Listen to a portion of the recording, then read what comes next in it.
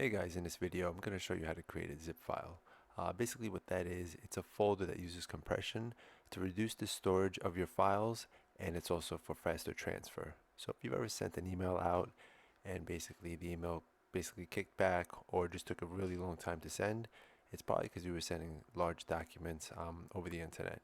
So the good thing is with a zip file, it takes all that storage, compresses it down to lower data format, and it's easier for you to send out. So as you can see here, basically it's cross-platform. So you could create a zip file on the Windows machine and then send it out to a Mac machine, and vice versa, and also Linux as well. So let's go ahead and get started. Okay, so here I have 4 PDF files on my desktop that I'm going to use to create a zip folder. So what you could do is go ahead and left click on your mouse, hold, drag over to all the documents you want to highlight.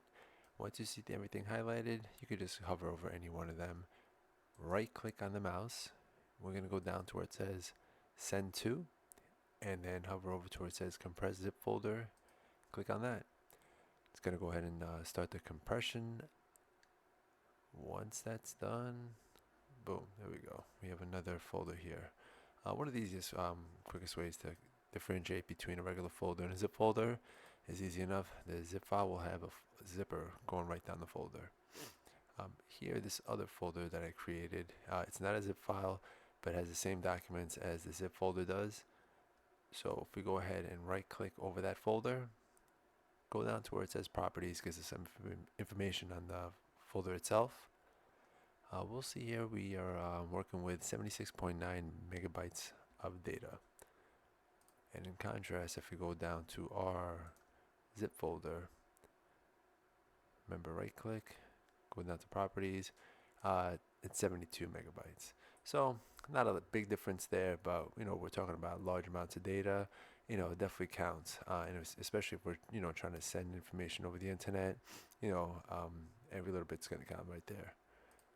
So another thing we could do here is if somebody sends you a zip folder, what you could do is go ahead, right click over that folder, see where it says there extract all, go ahead and click that, and then you can pick the destination as far as where you want to send it. We're going to go ahead and click extract. Let's go ahead and unzip everything there, and now we have everything that we can work with. Alright, so I hope this helped you guys. If you have any questions or any suggestions, please leave them in the comments. Have a good one.